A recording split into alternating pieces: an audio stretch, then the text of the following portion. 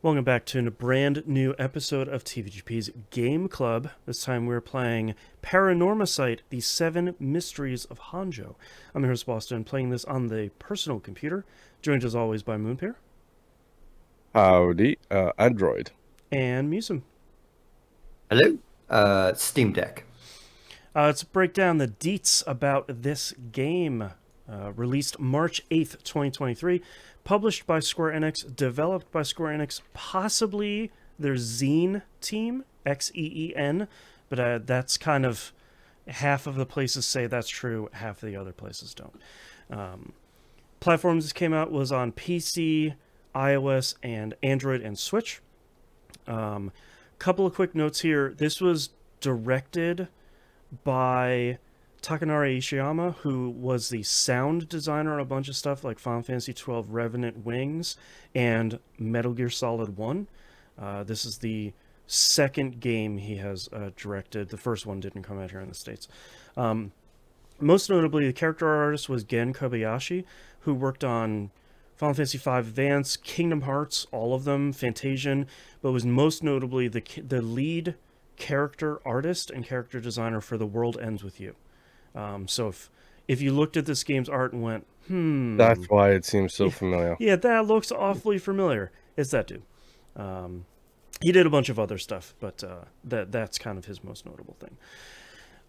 Before we get into the game's details here, let's go over a quick description of this. It's a spooky visual novel.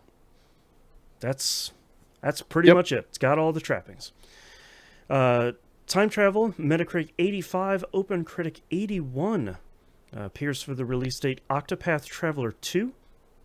The Xbox release of Ni no Kuni 2 Revenant Kingdom. Have a Nice Death came out on PC and Switch.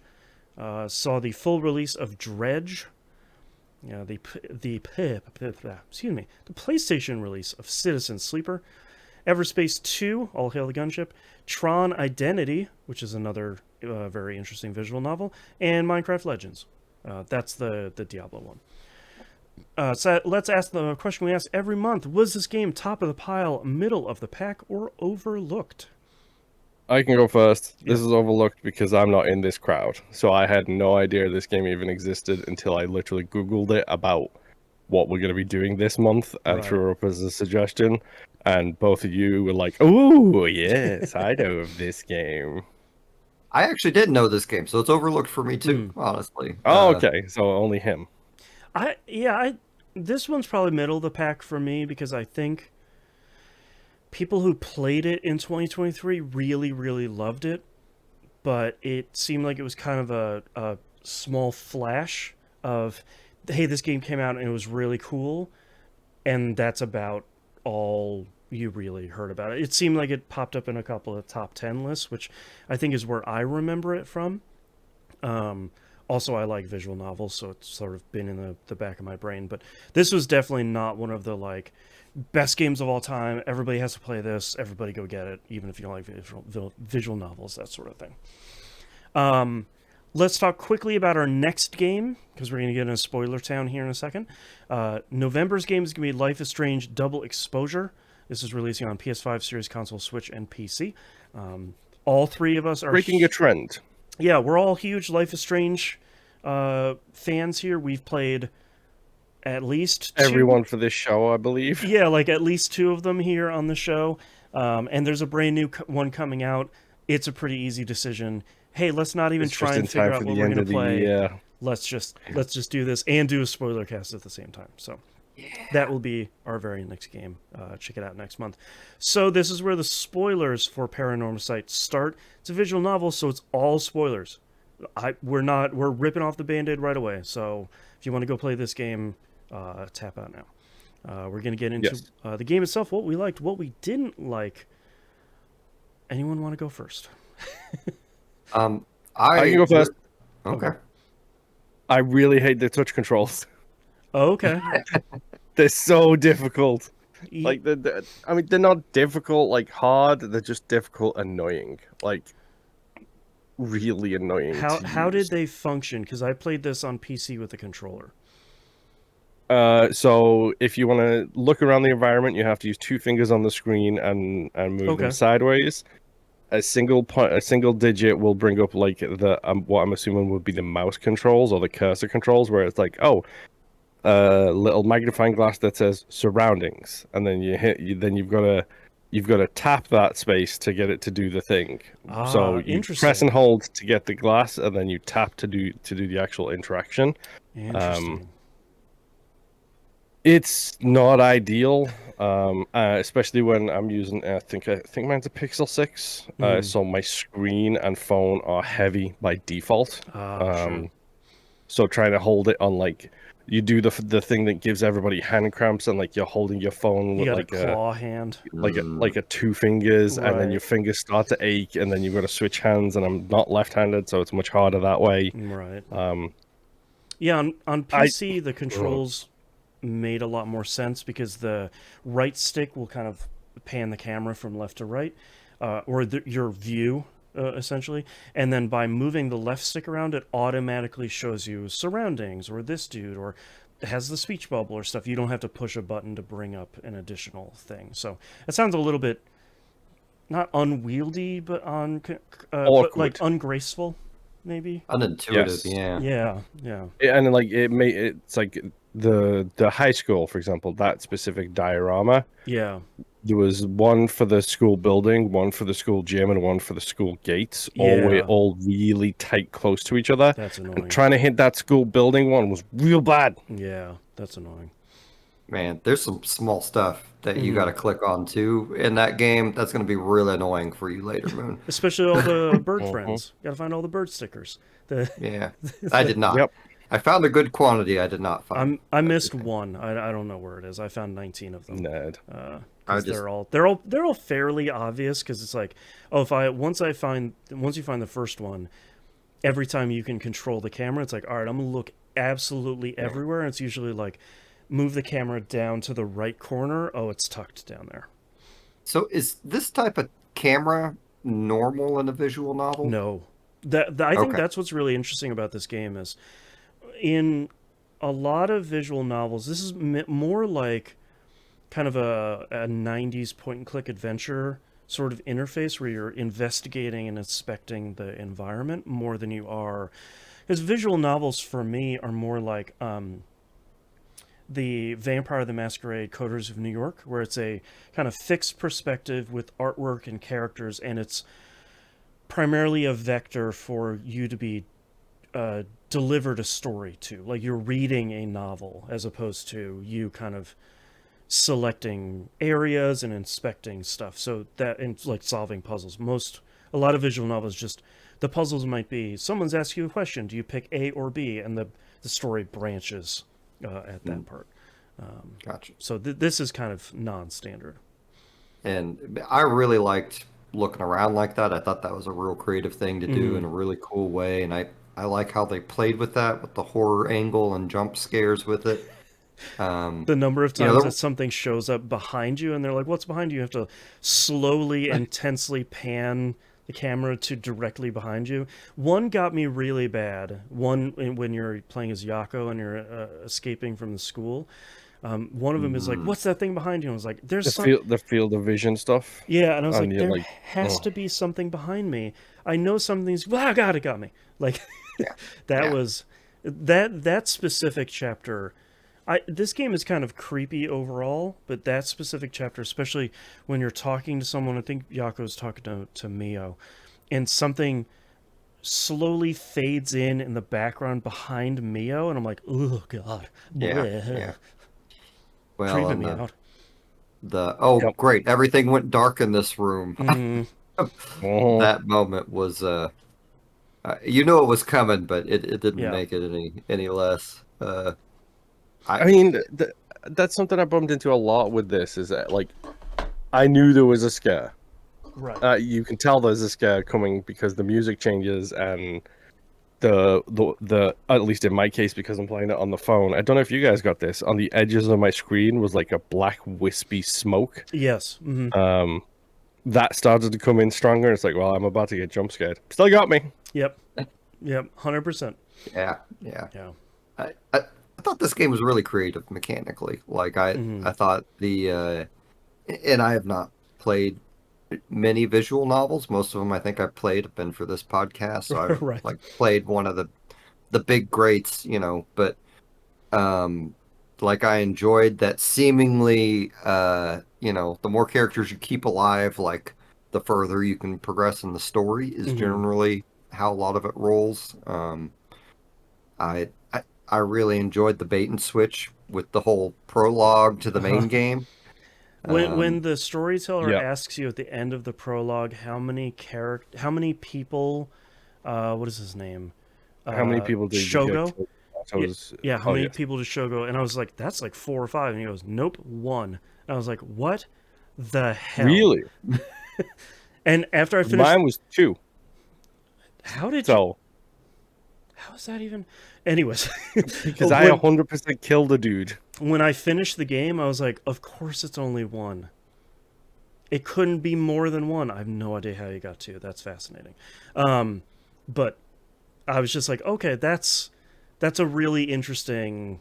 That's a really interesting. Like, I'm with you, Musum. I think the way that the game plays with the expectations of a visual novel, but also plays with it is very happy to break the fourth wall in Yeah. some Mhm. really interesting ways. Not only just with you as the player talking to the storyteller, but also in the ways Mhm. that you are using the information that you know from other characters and other chapters to influence separate chapters of you passing knowledge as the player to the characters. You're passing knowledge about what they should do and influencing them. Yeah. I I That was a I really have fun to way to ask. solve puzzles too, man. Mm-hmm. Like, Yes, the legs in the prologue, Uh-huh. the way you were supposed to not hear the curse for the legs. It was very Hideo Kojima, we'll Well, say.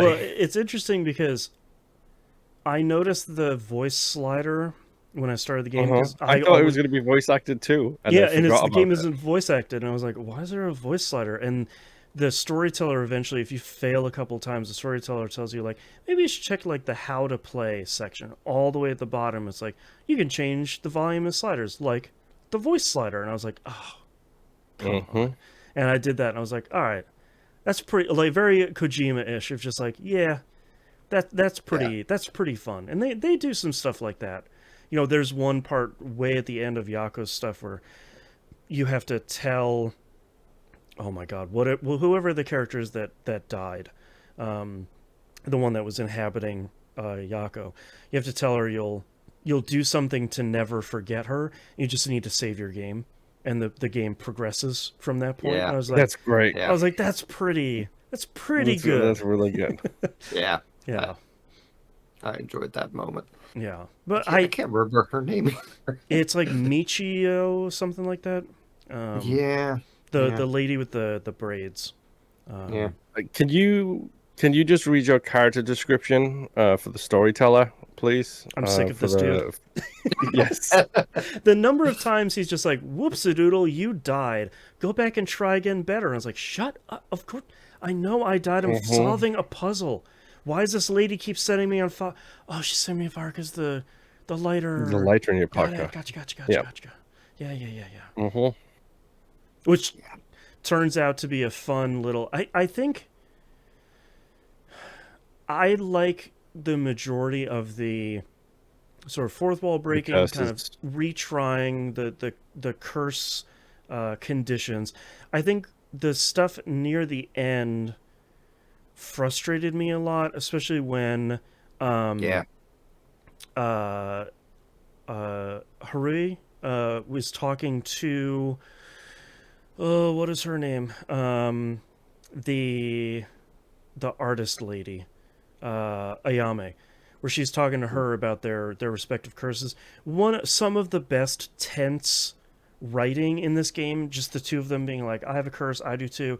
My curse is activated. Whoops, mine is too. What are we gonna use it? Like this very tense standoff between the two of them. I didn't really like that you had to like to progress the chapter. This is where I started using a walkthrough, because not only was I running out of time, but I was sort of out of patience with the game doing this.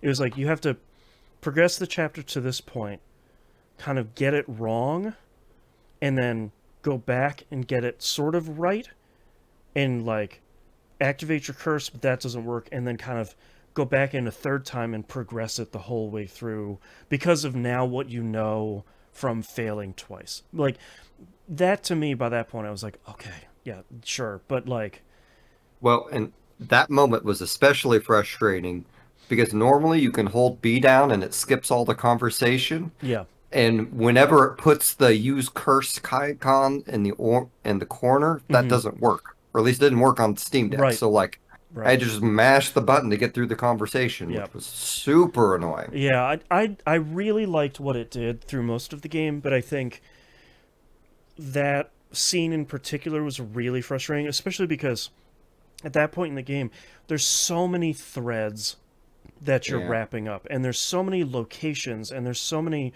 you're bouncing from one chapter to another of like, I'm getting halfway through this chapter and sort of running out of steam because I need to suspend this one and go to another chapter and finish that one to come back to this one. Like there was a lot of juggling, so I kind of didn't appreciate at that moment having to do this much kind of back and forth. And I personally feel the true endings kind of fourth wall breaking didn't land with me as hard as I was expecting it to, or maybe as hard as the game was maybe expecting it to. I thought it sort of finished and I was like, okay, that was good, but like, Yeah. okay, sure.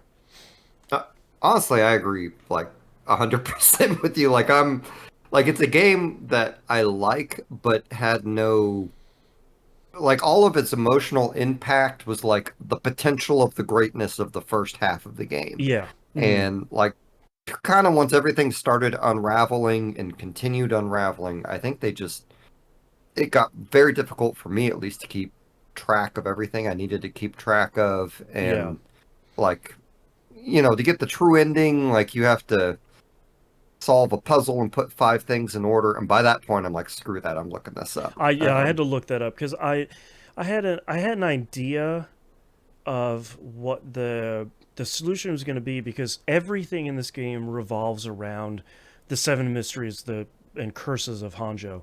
So like I was thinking of like, oh, I could probably figure this out because Mio, who's like one of my favorite characters in this game, she's like, oh, if you fail it, we're not gonna die. You just got to try it over and over again until you get it right. But part of my frustration of this game at that point, and part of my hatred of the storyteller, was at some point they're like, hey, where was this character on the morning of the day the curse happened? I was like, bro, I don't know. There's like 15 locations. How am I supposed to know? And I eventually got it, and he goes, you did get it, but you got it wrong 9 times. And I was like, well, screw you, dude. Come on, man. So I didn't want Mio to come up and say like, yeah, you got it, but like you tried like 25 times, bro. Like, how is that even possible? I mean, like, why didn't they just build a reference menu so you could see who was where and when that you're Right, aware of? Like, that was what really frustrated me because you could see it on the level select screen, right, but you and can't see it when you're talking to people. But you also have an encyclopedia when you can talk to people. So why right. are you making me try and remember this crap? And you play as 2 police officers and a private eye. So like Yeah, the people that are They going have to have notebooks. this information. yeah. Yeah. I I I appreciate, as someone who really likes visual novels, I appreciate that they were able to tell a really cool story in 12 hours. Because most of the visual novels I play are like 40 to 60 hours, and they're this very deep, you're reading a novel and it's 1,000 pages. It's one of those type of things. Hmm. A lot of the, like, who could the killer really be? And I'm like, bro, we knew that like 4 hours. It's the shifty dude that is very clearly, you're talking about people getting out of prison and being on parole and changing their name and everything about them. It's that dude, man. Like, this Yeah. is not a mystery. So I felt like some of the twists and turns were, to your point, Musum, I think a lot of the twists and turns were really great, but they're all kind of coming out of the end of the prologue of like when you turn around and that lady that you're crushing on is dead, and Oh yeah. you're just like, okay, how did Uh-huh. this happen? And then you're killing a bunch of people, killing like the darkroom person, you're killing that jerk in a suit. But I kill everybody who killed me first. That was my rule of thumb. Oh, I Was just you killed gonna everybody. make my screen go red?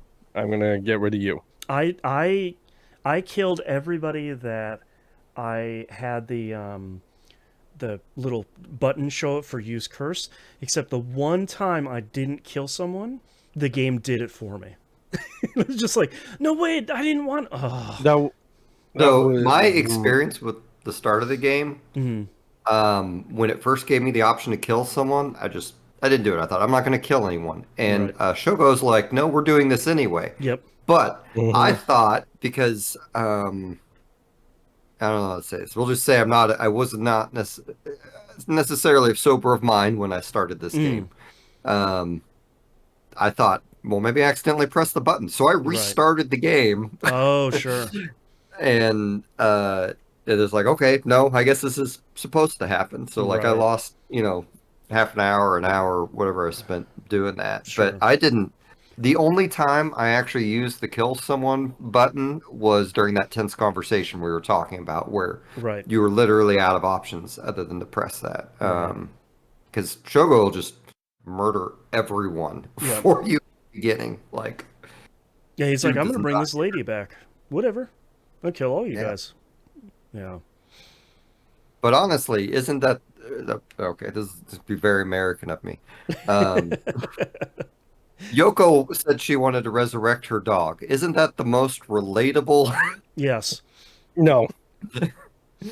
If she would have said cat, Yeah, yes. Yeah. There you yeah. go. Yeah. I that the game looping back on the prologue I think was really interesting. That's the thing I think we've seen in a bunch of games before, but I thought it did a really good job here.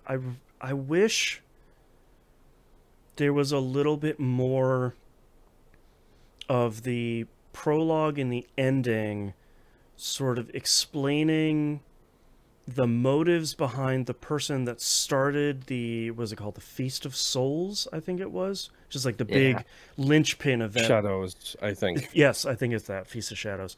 Like I get who it is, and I get why it happened, and I get what they did, but I really wish there was a little bit more from that character themselves about, here's why I started the Feast of Shadows, here's why I gave this book to this dude, here's why I did all of this stuff. It was in their character bio, but to me that takes a little bit of the punch out of it if I'm just reading it in the character bio rather than that character saying, oh, you caught me, or like, oh, here's the plan, Mm. or something like that. So Yeah, I didn't. The only time I read any of that stuff, because I was in such a rush to finish the game, because mhm. that's on me. I should have been playing it like an hour a day weeks ago, and instead it was, mostly this week and some of last week. But Right. the only time I looked in that material is when I was trying to figure something out. Right. Um, There's a bunch of cool stuff in there. I think some of the best writing in this game is the background writing for each of the cursed items that the curse bearers are carrying, because it has like, here's the modern day understanding of it, here's how the curse functions, like how you use the curse, and then there's a long blurb about, here's what happened to the person that their negative emotions created the curse hundreds and hundreds of years ago. That I thought that stuff was really well written, but I wish there was more of that stuff in the actual game itself. So, yeah. yeah. Yeah, through the first quarter of the game, I was really hoping it was just going to repetitively do what it did with the prologue, where Mm-hmm. you would encounter a situation, this character would go and murder a bunch of people, then you would stop that character from murdering anyone, and then those characters would be unlocked as playable characters. And Yeah. it would just Mhm. keep kind of increasing like that, and it didn't quite do that. Mm-hmm. Like, but once they come, that prologue to the main game, I think hits hard. Like that is, Yeah. Yes. it's like, man, this is gonna be good. But I'm the same with you, like Boston. It really kind of fell apart to me at the end. Like I think it's a really creative way they did it and put it together. But I'd kind of like to see another company take those ideas and make a really, really awesome version Yeah, of because a different story. I think for me, this game is like an 8 out of 10. So, like, I hope nobody misunderstands me. Like, I'm not saying, like, oh, this game is like a 2 out of 10. It's total garbage. It's just, it gets so close to being incredible that it just kind of like stumbles at the last minute, and it's kind of a Yeah. bummer. I also wish that there was.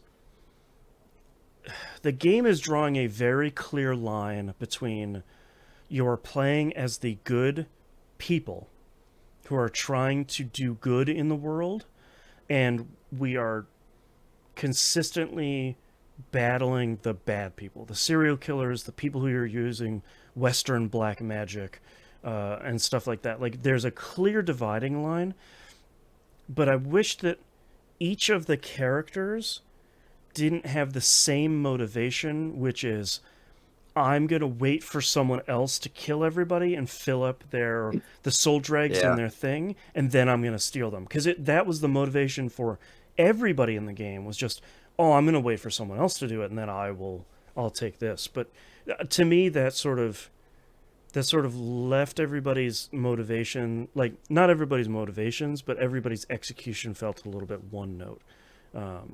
Because they all Yeah. had different motivations. The mom's one was just the most heartbreaking, especially as that kept unfolding. Where it's like, oh, here's who actually did it. This is the worst. Oh, here's how they did it and why they did it. It's like, oh, geez, okay, wow, holy crap, this is geez, this is just getting Yeah. this is terrible. I was really hoping they would use the resurrection and she'd get her kid back, but Well, not it. Well, does in one of the endings, but that didn't turn out very well. wait, did I do that? I did do that. I Yeah. forgot about that. It's a very like I really appreciated in the myths as warnings, sort of standard that stories use throughout history. It was very much like, yeah, you can bring any of these people back, but the monkey's paw is definitely going to curl because you brought him back, but it is definitely not in the way that you wanted to, or the shape or the form that maybe you were expecting. Yeah. Yep. I have a show for you guys to watch. It's called Supernatural. Oh, I was gonna say Full Metal Alchemist. I mean, that too. Yeah, but I did appreciate that they kind of kept with that. Like, all of the bad endings, not all of them were bad, but all of the non-true endings were very, very much like, yeah, they did it, but was any of it worth it? And the game has a clear message where it very clearly communicates to you as the player at the ending of like the right of the right is not true. Like, this has never been true. There will never be one of these. You need to live your best life for yourself and try not to rely on anything like this. Yeah. But I thought some of that stuff was fairly interesting. I, we've barely even talked about the characters. All the characters, for the most part, I thought were great. Yeah. Especially the main cast, like the ridiculous detective. Oh, I hate Johnny Euro. I hate him so Oh, much. I like June a lot because the further you get in the game, you realize he's actually a good cop, and all he's trying to do is just impress this grizzled His hero. his like grizzled old hero. And once he finds out that there's a paranormal division, he's just over the moon of just like, Yeah. yes, this is the job for me. Oh my god, it actually exists. Yeah. Yeah. The cops are great. Richter's great. Richter is I'm Richter is one of the most wild characters of just like, I hate this dude. I don't like this dude at all. And 20 minutes later, I was like, nah, he's the best. This guy's great. Look at him. This big old goofball. Yeah. That giant hat. Like Mio's probably my favorite character. Mio's my favorite one for sure. I think she could lead her own game. Like I've got good news for you about the manga sequel to this game coming out in 2025. Oh, Apparently, she's the ours. main character, which is Okay. great because I will read or play or whatever way more stuff with Mio. I think she's great. You know that honestly, hearing that makes me wish they would make a choose your own adventure manga. Right. Somebody probably does out there, I bet. Yeah. Yeah. So let me tell you all about this little thing called visual novels. That's right. Oh, Hey, yeah. you're Good not point. wrong. Good point. Touche. Yeah. I did Touche. I did like the mom, Haruo. I thought she was cool. She has just the most heartbreaking story. Every time you peel back another layer on that story, it's like, oh Jesus. Here we go. Yeah. Okay. Oh, more backstory. Oh, it's the worst. This is just the Yeah. saddest story on the planet. I really don't like Utaro. I wrote him as the Cosby sweater curse bearer. He's the one that has the legs. Yeah, I don't. I haven't bumped into him too much. I hate him so much. Oh, yeah. I hated He's him, and then like finding out the mhm. the true story behind how that girl died, and I was just like, God, you're the worst. Yeah. Jesus. Yeah. He Oh is my God. he is not great. And Super scumbag. that whole conversation that he has when the cops are like, "Yeah, you did this, didn't you?" He's like, "Yeah, but," he's like, Yeah, but I did finally, it for a reason. Also, I don't feel badly about it. I was like, Jesus yeah, Christ. What the yeah, hell? this is man, like you kind of, it's probably another one of the games, like kind of positive and negatives, is that everything is so interrelated, Yeah. um, that you kind of like once the cast fills out, you're like, okay, well, whoever did this has to be one of the characters I've already met, Yeah, who's and it gonna there be? aren't that many characters in the story, so like, and the story they're telling is not one where accidents are happening. Like someone is doing something in this world story for a specific reason, Yeah. which is it's really rare. Did you get Misum? Did you get the bad ending for Ayame, the artist, where she does revive the artist guy she wanted to? Oh, I don't think I did. She she kills like hundreds of people. Did It's she? it's horrible because Oh God. essentially what it turns out to be is she fills up the soul dregs by killing people. She has the one-sided read, where you just need to know people's like location and their age and their name and everything. You just kill anybody you want at any location, and she fills up the soul dregs once and realizes it's not nearly enough, so she just starts killing aggressively, just hundreds and hundreds of people, and eventually succeeds. But like, there's a nationwide panic of these people, half of their body being removed, seemingly out of Ooh. nowhere at any location. And I was just like, Gee. that's boy, Paranormasight. Okay, woof. Yeah. I mean, I got Nijima's uh gonna massacre everyone ending. Right. That one Um, was no good either. Bad yeah. endings of visual novels are all the way bad. Normally. Nijima, you saw it coming. Right. Ayami, you hoped she was a decent person, Right. but gosh, that her man. Yeah. I kind of wanted her to find out where she came from, Hmm. but it was a touching, scene with her and her dad in that one Yeah. Even though it time. ended poorly for him. Yeah, Yeah. yeah. Yeah. All right. Let's wrap up our chats here of Paranormasight. Misum, I'm gonna let you go first. What are your final thoughts here for the game? I think this game would benefit playing it not on a time restriction. Hmm. I think if I had started playing it like right after the last podcast and consistently played it, a lot of my gripes would have softened a bit. Because you keep thinking it's about to end and it doesn't. Like there's a lot of it never ends where you think it's going to, I guess is Right. all I'm saying. But overall, I think it's very creative. I think it's a cool way they let you look around the environment. I think it's for the most part fairly intuitive, and while it does stumble in some places, and while the story is, I don't know about that. You know, it's 12 hours. It's like 15 or $20 or something like Something that. like that, Like, yeah.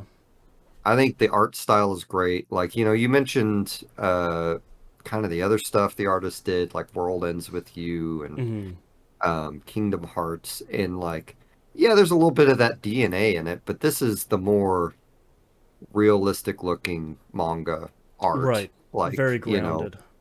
yeah, you're not Yeah. getting any exaggerated Kingdom Hearts characters Right. in A this. This lot is less very much zippers. a, yeah, this is normal people in kind of a noir occult setting. Right. Right. But overall, I think it's really cool, and I think I would recommend it. I don't, I'm not sure what type of personality would go for it necessarily, but I think if you're curious about visual novels and you don't want to bite off a 60-hour one, I think this one is perfect for you. Yeah. Moon, how about you? What I played so far, really solid. Like you said, a decent, good storytelling throughout. Characters are pretty well defined. I'm gonna try and keep chugging away at this towards the end of the year, see if it Hmm. hits the list or not. It's just for me, it was just time. Like Yeah. my life is chaos at the moment. Yeah. It has been for about 4 months now. So spending the 30 minutes a day, well, I only got as far as I did because I was playing it on my lunch break at work. Mm. Um, and then from that, it's everything else going on in my life. And then by the time I get home, it's late and it's bedtime. So, Yeah. um, but I'll probably keep chipping away. I will say the sound design is incredible. Yes. I played this on phone, so I had headphones in the Hmm. entire time, and the sound design is incredible and terrible all at the same time. Yeah. Terrible in a complimentary way. Right. Yeah. I'm with you there as well. I liked this a lot. I agree that it's cool to have a very tightly focused visual novel in 12 hours and change. I think it tells a really cool story. It's a really cool mystery, especially once you figure out that you're going to be kind of dipping in and out of multiple character storylines. It's not just you play for this one character and get their ending, you play for another character and get their ending. It's nothing like that. So I think this game's strength and a little bit of a weakness is kind of bouncing back and forth between multiple characters. Um, I really recommend it if anyone's looking for a cool kind of spooky mystery detective thing. I think, like we said, graphically cool. Music is really great, which is often a really weak point of visual novels, sort of ironically. Um, it doesn't have any voice acting, which I think is good. I think it's a real strength in this game, and I think the writing Mhm. is really solid. I think it's translated really well. I think it has kind of a charm to it. It's not a very soulless translation. I think it has a lot of fun in it, even though the content in the game is often grisly, Yes. to sort of put it plainly. But yeah, this game is cool. I think it's really neat. Paranormasight, recommend it. Like we Yep. talked about earlier, we're going to be playing Life is Strange Double Exposure for our next game here, and the last game we're going to be playing for the year. Don't forget that we'll be, unless things really fall apart, we'll also be doing end of the year ranking things so we can kind of look back and celebrate all the games we've been talking about over the year. That'll happen in December of this year. We still have one more Yep. game before that. Hopefully, you will all join us then. Thank you very much, everyone, for listening. We'll see you next time. Bye. I Oi.